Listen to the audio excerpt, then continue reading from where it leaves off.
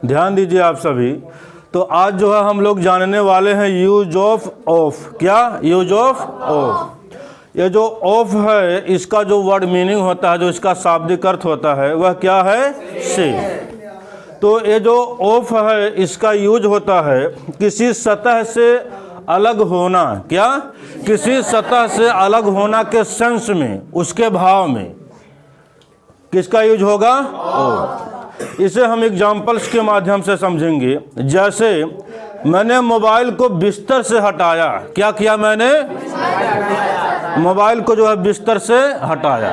तो जो बिस्तर था, जो बेड था, उसका एक सतह होता है ना।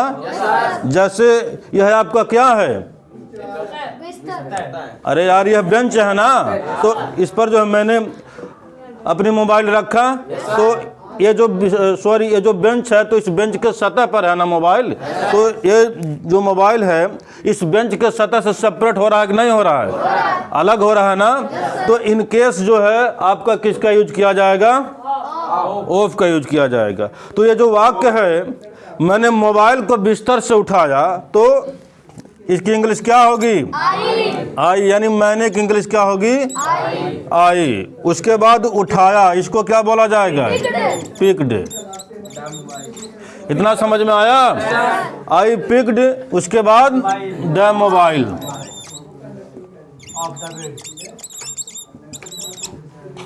उसके बाद से की इंग्लिश क्या होगी?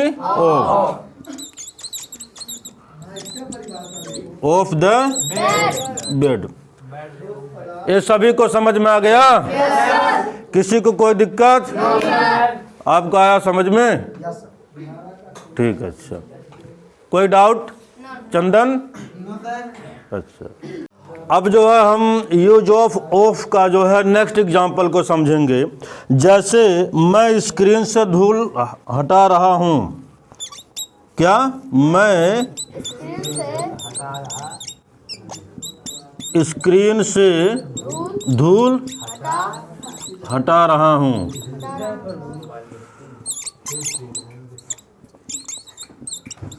ठीक। तो वाक्य क्या है कि मैं स्क्रीन से जो है धूल हटा रहा हूँ। तो जो स्क्रीन होता है उसका एक जो है लेवल है ना, मतलब एक सतह है ना। तो उसका जो सतह है, जैसे एग्जांपल में देखिए, ये क्या है? मोबाइल है ना। अब इसका जो ऊपरी वाला जो इसका स्क्रीन है, तो इस पे मान लीजिए जो डस्ट लगा हो। क्या हो? डस्ट। तो उसको जो है ऐसे हटाया जा रहा है ना। तो इस सेंस में भी जो है आपका किसका यूज किया जाएगा? ऑफ का यूज होगा। ये सभी को समझ में आ रहा है ना? तो ये जो वाक्य है, मैं स्क्रीन से धूल हटा रहा हूँ, इसको जो है इस प्रकार बनेगा। क्या होगा? आई। उसके बाद एम। इतना समझ में आया? I am. उसके बाद हटाना, हटा रहा हूँ यानी पोंछना एक प्रकार से। ठीक है। तो क्या होगा? वाइपिंग। वाइपिंग। क्या? Wiping. Wiping the dust. Dust मतलब धूल। I am wiping the dust, यानी मैं धूल को हटा रहा हूँ। से यानी ऑफ। कहाँ से? स्क्रीन से। Of the screen. आया सभी को समझ में? यानी मैं स्क्रीन से धूल हटा रहा हूँ, इसको अंग्रेजी में बोला जाएगा I am wiping the dust of the screen. आया सभी को समझ में? आया आपको समझ में? किसी को कोई दिक्कत?